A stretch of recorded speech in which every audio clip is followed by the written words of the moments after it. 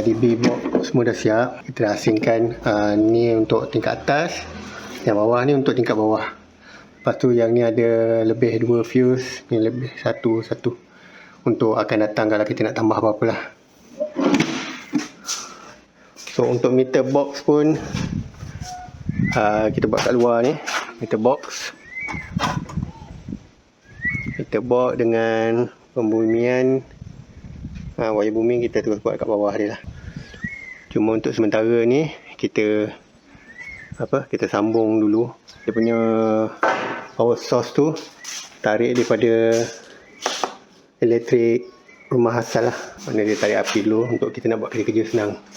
So kalau macam kita pasang kipas pun actually dah boleh pusing, tapi sebenarnya elektrik yang dia tarik daripada meter rumah lama. Nanti bila meter dah masuk, Wanti MB akan cabut wayar tu baru pasang meter, baru tarik daripada tiang. Untuk kerja-kerja kat dalam ni, kerja-kerja yang tak bising macam mengecat ke apa ke, kita tak semestinya boleh buat waktu siang je, kita boleh buat malam.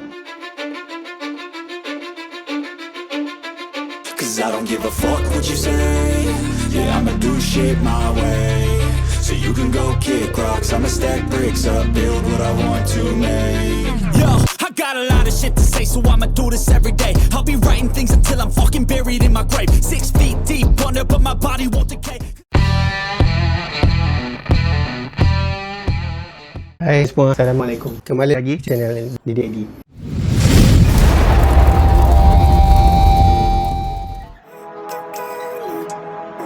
Okey, Alhamdulillah akhirnya TNB pun datang untuk kerja-kerja pemasangan meter.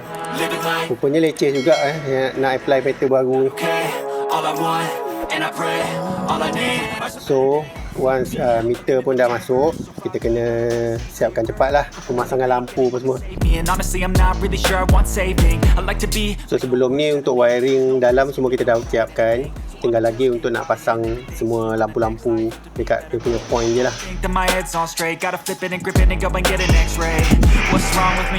Sebab kita punya wiring jenis konsil, kita nak surut wire tu dalam cement board. So masa kita nak pasang tu, kita dah tebuk, dah keluarkan wire dan terus pasang lampu yang kita dah beli. Untuk lampu yang aku pakai ni adalah daripada jenis lampu dinding LED yang aku beli kat Shopee. Harga dia murah je, bawah RM30 je sebiji. Tapi not bad lah hasil dia. Kinda stuck between a rock and a hard place. Do I work hard or live at my pace? You're only young once, yeah that's all great, but I also want a future where I'm okay. Living life is doing lots of cocaine. Tangan kaki belakang itu supaya dia tak slide. 36.5 for each of us and that's okay. Well I just wanna be happy. How to get there? Glad that you asked me. I think it's different for everyone. Some of us need work, others need fun. Some of us need purpose to overcome. But try to do what you love when it's said and done. Cause there's so many differences in each of us. Trust your gut, it can show you what you want. Living life, every day, late at night. Dari segi pemasangan dinding, part tangga ni adalah ruang pemasangan yang paling terkemudian yang aku buat. Sebab dinding dia tinggi-tinggi. In fact, kalau pakai tangga pun tak sampai sebenarnya. Aku terpaksa alas dengan banquet table untuk capai dia punya ketinggian supaya aku sampai ke ruang ceiling. Actually daripada lantai rest tangga tu ke bahagian atas tu, ketinggian dia lebih kurang 15 kaki. Low, you can still go. Even when you feel slow, you can still go. Even when there's no hope, you can still go. I never answer to no, man, I still go. Go, go, go. Kalau dia apa-apa, kalau dia jatuh, lari ke belakang. Jangan nak sambut ke dia. I'll be making moves till I'm buried in my grave.